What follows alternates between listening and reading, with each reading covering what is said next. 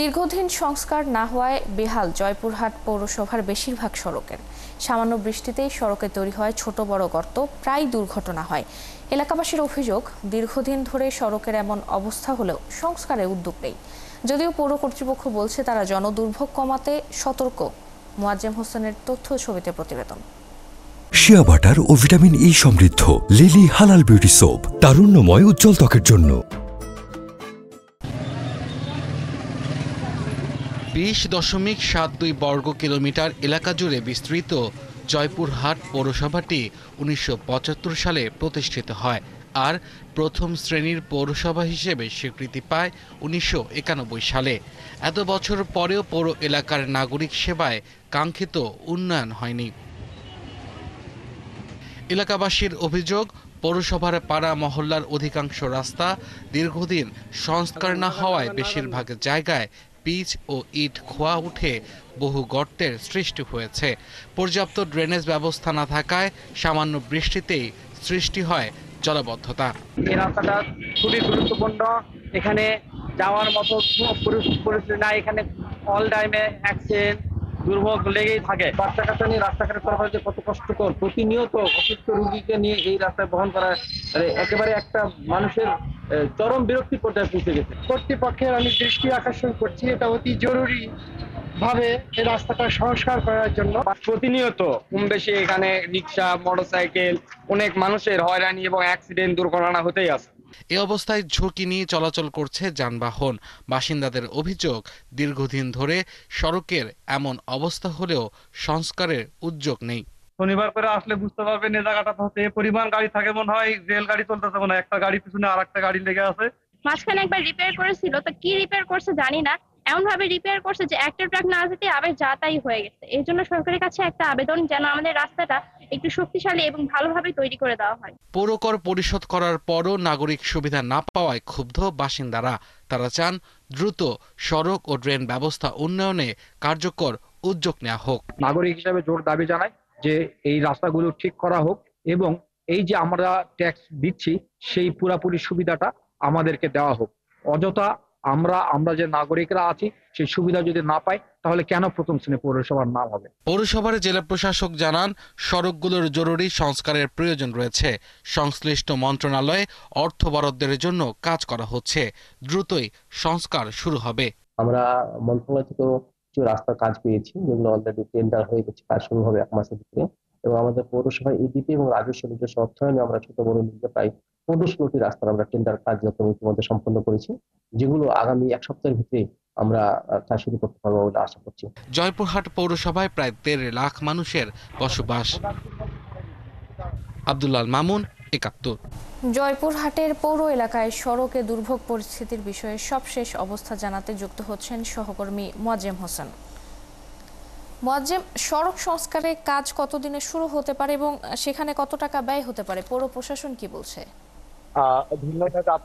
আপনি যেমনটি বলছিলেন, জয়পুরহাট পৌরসভার নাগরিক সুবিধা বলতে এখানে একেবারেই নাই বললেই চলে। আপনাকে বলে রাখি যে জয়পুরহাট 1991 সালে যেমনটি বলছিলেন যে 29 বছর হয়ে গেল যে পৌরসভা একটি প্রথম শ্রেণীর পৌরসভা হওয়ার পরে জয়পুরহাটে কিন্তু এখানে কোনো নাগরিক সুবিধা নাই বললে চলে।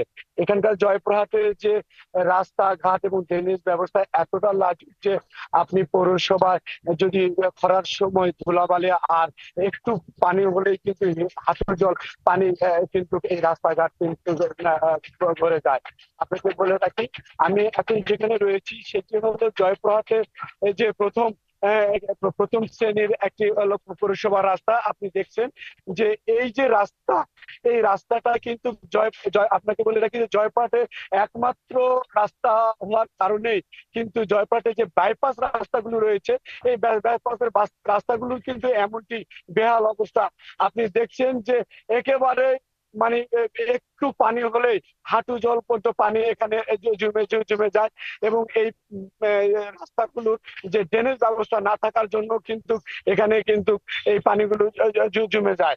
আপনাকে বলে রাখি, এই জয়পুরহাটের শুধু এই ড্রেনেজ ব্যবস্থা এবং রাস্তার কাজের শুধু এইরকম বেহাল অবস্থা না, পৌরসভার যে সেবা নিতে এসে ইনারা কিন্তু পৌরসভার কিন্তু নাগরিকদের কিন্তু চরম দুর্ভোগের মধ্যে পড়তে হয়। যেমন আপনাকে বলে রাখি যে নাগরিকত্ব নিতে গেলে তারপরে আপনার জন্ম সনদ কিংবা মৃত্যু সনদপত্র নিতে গেলেও কিন্তু চরম দুর্ভোগে এমন অবস্থা সৃষ্টি হয়েছে যে এখানে পৌরসভাতে আপনি যদি ঘুষ না দেন, কিন্তু দালালের মাধ্যমে না যান, এইসব সনদ পাওয়া খুব দুষ্কর হয়ে দাঁড়াচ্ছে। আপনাকে বলে রাখি, জয়পুরহাটের যে রাস্তাটা আমি দাঁড়াচ্ছি, এইটি জয়পুরহাট শহরের বাইপাস একটি রাস্তা। শুধু জয়পুরহাট খঞ্জনপুর থেকে এটা হলো গতন শহর পর্যন্ত যে রাস্তাটা রয়েছে তার বেহাল অবস্থা। আরেকটি রাস্তা রয়েছে গুলশান মোড় থেকে যে উত্তরা মোটর পর্যন্ত যে রাস্তাটা রয়েছে তার হলো ভীষণ খারাপ অবস্থা। আপনাকে বলে রাখি, জয়পুরহাটে গত সরকারের 10 বছর আমলে যে রাস্তাটি যেমন ছিল ঠিক ওই রকমই তার বিন্দু পরিমাণে কাজ করা না হওয়ার কারণে কিন্তু নাগরিক সুবিধা থেকে বঞ্চিত হচ্ছে। আমি এখানে একজন হলো এই জয়পুরহাটের যে নাগরিক রয়েছে, আমি তার সঙ্গে একটু কথা বলতে চাই। এই যে একটু আগে আসবেন। আচ্ছা, এই যে আপনাদের এখানে যে কি সমস্যা, এই রাস্তার কি সমস্যা আপনি একটু বলবেন একটু প্লিজ। এটা জয়পুরহাট জেলা শহরের পশ্চিম প্রান্তে খন্দনপুর চারমাথা মোড়, এখান থেকে উত্তরে দিনাজপুর রংপুর রোড, এটা বাইপাস। 10 টাকা গাড়ি সহ বিভিন্ন রকম মালামাল সহ গাড়ি চলাচল করে। এখানে যে রাস্তাটা দেখা পাচ্ছেন, ওই যে ভাঙ্গাচুরা মাছের গাড়ি পানি ফেলায় নষ্ট হয়ে গেল। এটা চক্ষুদারি মানে নজরদারি কেউ করেই না। সাধারণ দিন মজুরি খাতে খাওয়া লোকজন, এই যে রিক্সা ভ্যানওয়ালা অটোওয়ালা, এরা বিপাকে পড়ে। এখান থেকে ধন্যবাদ আপনাকে। আপনি শুনছিলেন যে একজন হলো নাগরিকের কথা। এই রাস্তাটাতে প্রতিনিয়ত অ্যাক্সিডেন্ট হয়ে থাকে এবং উনি বলার চেষ্টা করেছিলেন যে গত কয়েকদিন আগেই কিন্তু এই জায়গাতে অ্যাক্সিডেন্ট হয়েছিল এবং একজন মানুষ খাদে পড়ে তার মৃত্যু হয়েছে। জয়পুরহাটে। ধন্যবাদ মোয়াজ্জেম আমাদের সাথে যুক্ত হওয়ার জন্য। দর্শক, জয়পুরহাট থেকে যুক্ত হয়েছিলেন সহকর্মী মোয়াজ্জেম হোসেন।